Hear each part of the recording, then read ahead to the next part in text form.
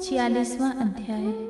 श्री सुखदेव जी कहते हैं, परीक्षित, उद्धव जी वृषणी वंशियों में एक प्रधान पुरुष थे। वे साक्षात बृहस्पति जी के शिष्य और परम बुद्धिमान थे। उनकी महिमा के संबंध में इससे बढ़कर और कौन सी बात कही जा सकती कि वे भगवान श्री कृष्ण के प्यारे सखा तथा मंत्री भी थे। एक दिन शरणागतों के सारे दुख हर लेने वाले भगवान श्री कृष्ण ने अपने प्रिय भक्त और एकांत प्रेमी उद्धव जी का हाथ अपने हाथ में लेकर कहा, सौम्य स्वभाव उद्धव, तुम ब्रज में आओ। वहाँ मेरे पिता माता नंद बाबा और यशोदा मैया हैं। उन्हें आनंदित करो। और गोपियाँ मेरे विरह की व्याधि से बहुत ही दुखी हो रही हैं। उन्हें मेरे संदेश सुनाकर उसे वेदना से मुक्त करो। प्यारे उद्धव, गोपियों का मन नित्य निरंतर मुझ में लगा रहता है। उनके प्राण, उनका जीवन, उनका सर्वस्व मैं ही हूँ। मेरे लिए उन्होंने अपने पति पुत्र आदि सभी सगे संबंधियों को छोड़ दिया है। उन्होंने बुद्धि से भी मुझी को अपना प्यारा, अपना प्रीतम नहीं अपना आत्मा मान रखा है। मेरा यह व्रत है कि जो लोग मेरे लिए लौकिक और परलौकिक धर्मों को छोड़ देते हैं, उनका भ्रमण पोषण मैं स्वयं करता हूँ। प्रिय उद्धव, मैं उन गोपियों का परम प्रीतम हूँ। मेरे यहाँ चले आने से वे मुझे दूरस्थ मानती हैं और मेरा स्मरण करके अत्यंत मोहित हो रहती हैं। बार बार मूर्छित हो जाती हैं। वे मेरे विरह की व्यथा से विलय हो रही हैं। प्रतिक्षण मेरे लिए उत्कंठित रहती हैं। मेरी गोपियाँ, मेरी प्रियसियाँ इस समय बड़े ही कष्ट और यत्न से अपने प्राणों को किसी प्रकार रख रही हैं। मैंने उनसे कहा था कि मैं आऊँगा, वही उनके जीवन का आधार है उद्धव, और मैं क्या कहूँ, मैं भी उनकी आत्मा हूँ। वे नित्य निरंतर मुझ में ही तन्मय रहती हैं। श्री सुखदेव जी कहते हैं, परीक्षित, जब भगवान श्री कृष्ण ने यह बात कही तब उद्धव जी बड़े आदर से अपने स्वामी का संदेश लेकर रथ पर सवार हुए और नंदगांव के लिए चल पड़े। परम सुंदर उद्धव जी सूर्यास्त के समय नंद बाबा के ब्रज में पहुँचे। उस समय जंगल में गाय लौट रही थी। उनके खुरों के आघात से इतनी धूल उड़ रही थी कि उनका रथ ढक गया था। ब्रज भूमि में ऋतुमयी गौओं के लिए मत वाले सांड आपस में लड़ रहे थे। उनकी गर्जना से सारा ब्रज गूंज रहा था। थोड़े दिन की ब्याई हुई गौएं अपने थनों से भारी भार से दबी होने पर भी अपने अपने बछड़ों की ओर दौड़ रही थी। सफ़ेद रंग के बछड़े इधर उधर उछल कूद मचाते हुए बहुत ही भले मालूम होते थे। गाय दूहने की घर घर ध्वनि से और बांसुरियों की मधुर टेर से अब भी ब्रज की अपूर्व शोभा हो रही थी। गोपी और गोप सुंदर सुंदर वस्त्र तथा गहनों से सज धज कर श्री कृष्ण तथा बलराम जी के मंगलमय चरित्रों का गान कर रहे थे और इस प्रकार ब्रज की शोभा और भी बढ़ गई थी। गोपों के घरों में अग्नि, सूर्य, अतिथि, गौ, ब्राह्मण और देवताओं पितरों की पूजा की हुई थी। धूप की सुगंध चारों ओर फैल रही थी और दीपक जगमगा रहे थे। उन घरों को पुष्पों से सजाया गया था। ऐसे मनोहर गृहों से सारा ब्रज और भी मनोरथ हो रहा था। चारों ओर वन पंक्तियां फूल से लद रही थी। पक्षी चहक रहे थे और भौरे गुजार कर रहे थे। वहाँ जल और स्थल दोनों ही कमलों के वन में शोभायमान थे और हंस, बत्तख आदि पक्षी वन में विहार कर रहे थे। जब भगवान श्री कृष्ण के प्यारे अनुचर उद्धव जी ब्रज में आए तब उनसे मिलकर नंद बाबा बहुत ही प्रसन्न हुए। उन्होंने उद्धव जी को गले लगाकर उनका वैसे ही सम्मान किया मानो स्वयं भगवान श्री कृष्ण आ गए हों। समय पर उत्तम अन्न का भोजन कराया और जब वे आराम से पलंग पर बैठ गए, सेवकों ने पांव दबाकर पंखा झलकर उनकी थकावट दूर कर दी। तब नंद बाबा ने उनसे पूछा, परम भाग्यवान उद्धव जी, अब हमारे सखा सुखदेव जी जेल से छूट गए। उनके आत्मीय स्वजन तथा पुत्र आदि उनके साथ हैं। इस समय वे सब कुशल से तो है ना। यह बड़े सौभाग्य की बात है कि अपने पापों के फलस्वरूप पापी कंस अपने अनुयायियों के साथ मारा गया, क्योंकि स्वभाव से ही धार्मिक परम साधु यदुवंशियों से वह सदा द्वेष करता था। अच्छा उद्धव जी, श्री कृष्ण कभी हम लोग को भी याद करते हैं।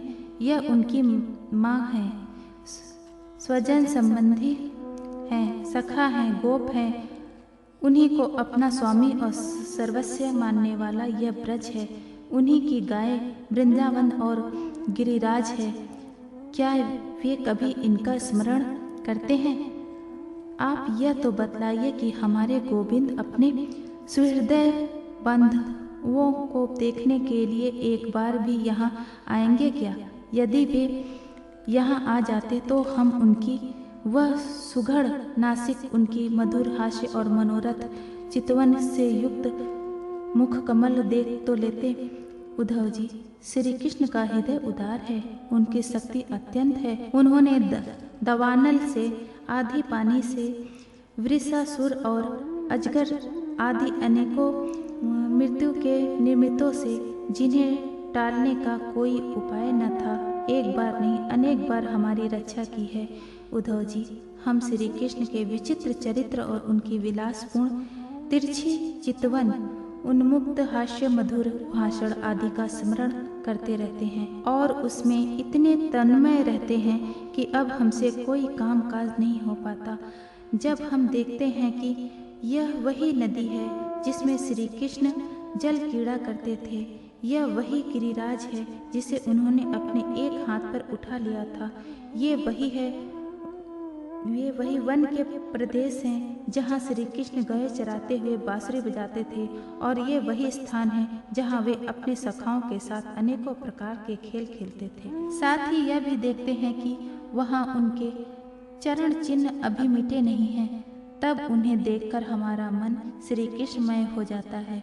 इसमें संदेह नहीं है कि श्री कृष्ण और बलराम को देव शिरोमणि मानता हूँ, और यह भी मानता हूँ कि वे देवताओं का कोई बहुत बड़ा प्रयोजन सिद्ध करने के लिए यहाँ आए हुए हैं। स्वयं भगवान गर्गाचार्य जी ने मुझसे ऐसा ही कहा था। जैसे सिंह बना किसी परिश्रम के पशुओं को मार डालता है, वैसे ही उन्होंने खेल खेल में 10,000 हाथियों का बल रखने वाले कंस, उनके दोनों अजय पहलवान और महान बलशाली गजराज कुवल या पीड़ को मार डाला। उन्होंने 3 ताल लंबे और अत्यंत दृढ़ धनुष को वैसे ही तोड़ डाला जैसे कोई हाथी किसी छड़ी को तोड़ डाले। हमारे प्यारे श्री कृष्ण ने एक हाथ से 7 दिनों तक गिरिराज को उठाए रखा था। यदि सबके देखते देखते खेल खेल में उन्होंने प्रलब्ध, धेनुक, अरिष्ट, तृणावर्त और वक आदि उन बड़े बड़े दैत्यों को मार डाला जिन्होंने समस्त देवता और असुरों पर विजय प्राप्त कर ली थी। श्री सुखदेव जी कहते हैं, परिचित नंद बाबा का हृदय यूं ही भगवान श्री कृष्ण के अनुराग रंग में रंगा हुआ था। जब इस प्रकार वे उनकी लीलाओं का एक एक करके स्मरण करने लगे, तब तो उनके प्रेम की बाढ़ ही आ गई। वे विलह हो गए और मिलने की अत्यंत उत्कंठा होने के कारण उनका गला रुंध गया। वे चुप हो गए। यशोदा रानी भी वहां उठकर नंद बाबा की बातें सुन रही थी।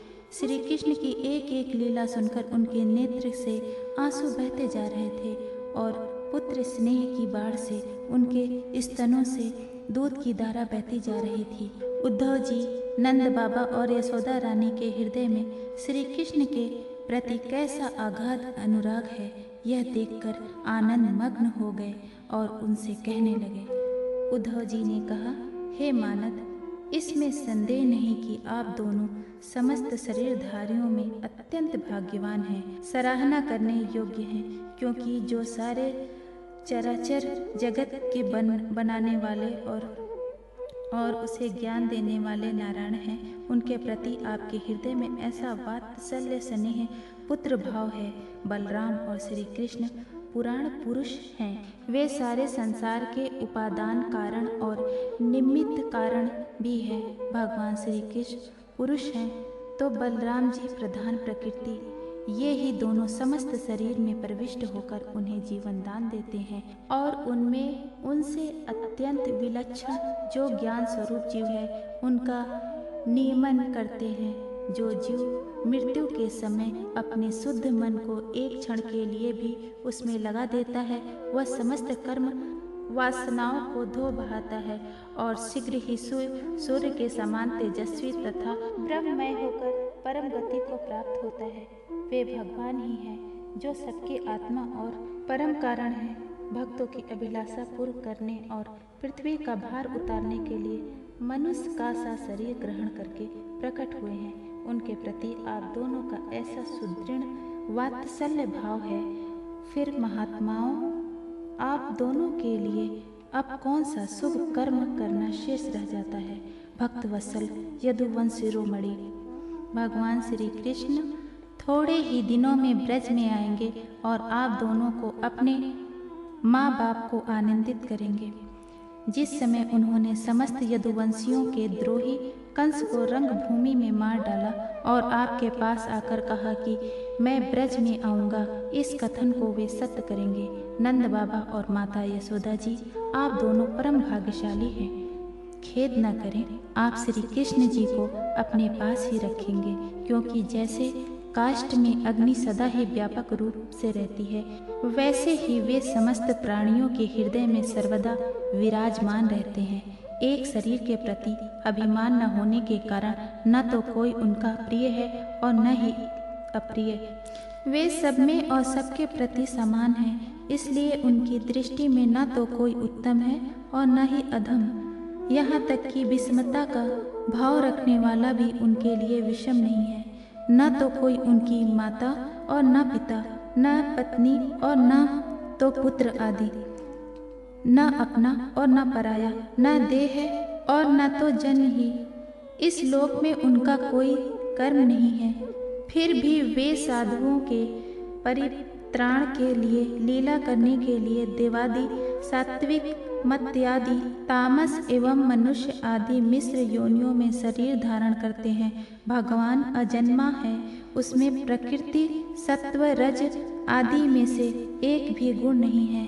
इस प्रकार इन गुणों से अतीत होने पर भी लीला के लिए खेल खेल में वे सत्व, रज और तम इन तीनों गुणों को स्वीकार कर लेते हैं और उनके द्वारा जगत की रचना, पालन और संहार करते हैं। जब बच्चे घुमरी परेता खेलने लगते हैं या मनुष्य वेग से चक्कर लगाने लगते हैं, तब उन्हें सारी पृथ्वी घूमती हुई जान पड़ती है। वैसे ही वास्तव में सब कुछ करने वाला चित्त ही है, परंतु उस चित्त में अध बुद्धि हो जाने के कारण भ्रमवश उसे आत्मा अपना मैं समझ लेने के कारण जीव अपने को कर्ता समझने लगता है। भगवान श्री कृष्ण केवल आप दोनों के ही पुत्र नहीं हैं, वे समस्त प्राणियों के आत्मा, पुत्र, पिता, माता और स्वामी भी हैं। बाबा जो कुछ देखा या सुना जाता है वह चाहे भूत के संबंध रखता हो, वर्तमान से अथवा भविष्य से, स्थावर हो या जघन्य हो, महान हो अथवा अल्प हो, ऐसी कोई वस्तु ही नहीं है जो भगवान श्री कृष्ण से पृथक हो। बाबा श्री कृष्ण के अतिरिक्त ऐसी कोई वस्तु नहीं है जिसे वस्तु कह सके। वास्तव में सब वे ही हैं, वे ही परमार्थ सत्य है। परीक्षित भगवान श्री कृष्ण के सखा उद्धव और नंद बाबा इसी प्रकार आपस में बात करते रहे और वह रात बीत गई। कुछ रात शेष रहने पर गोपियां उठी। दीपक जलाकर उन्होंने घर की दहलीजियों पर वास्तुदेव का पूजन किया, अपने घरों को झाड़ बुहार कर साफ किया और फिर दही मतने लगी। गोपियों की कलाइयों में कंगन शोभायमान हो रहे थे। रस्सी खींचते समय वे बहुत भली मालूम हो रही थी। उनके नितंब रत्न और गले के हार हिल रहे थे। कानों में कुंडल हिल हिलकर उनके कुमकुम मंडित कपोलों की लालिमा बढ़ा रहे थे। उनके आभूषणों की मड़ियाँ दीपक की ज्योति से और भी जगमगा रही थी और इस प्रकार वे अत्यंत शोभा से प्रसन्न होकर दही मत रही थी। उस समय गोपियाँ कमल नयन भगवान श्री कृष्ण के मंगलमय चरित्रों का गान कर रही थी। उनका वह संगीत दही मतने की ध्वनि से मिलकर और भी उद्भव हो गया तथा स्वर्गलोक तक जा पहुंचा, जिसकी स्वर लहरी सब ओर फैलकर दिशाओं का अमंगल मिटा देती है। जब भगवान भुवन भास्कर का उदय हुआ तब ब्रजंगनाओं ने देखा कि नंद बाबा के दरवाजे पर एक सोने का रथ खड़ा है। वे एक दूसरे से पूछने लगी, यह किसका रथ है? किसी गोपी ने कहा, कंस का प्रयोजन सिद्ध करने वाला अक्रूर ही तो कहीं फिर नहीं आ गया है, जो कमल नयन प्यारे श्याम सुंदर को यहाँ से मथुरा ले गया था। किसी दूसरी गोपी ने कहा, क्या अब वह हमें ले जाकर अपने मरे हुए स्वामी कंस का पिंड दान करेगा? अब यहाँ उसके आने का और क्या प्रयोजन हो सकता है? ब्रजवासी स्त्रियां इसी प्रकार आपस में बातचीत कर रही थी कि उसी समय नित्य कर्म से निवृत्त होकर उद्धव जी आ पहुंचे।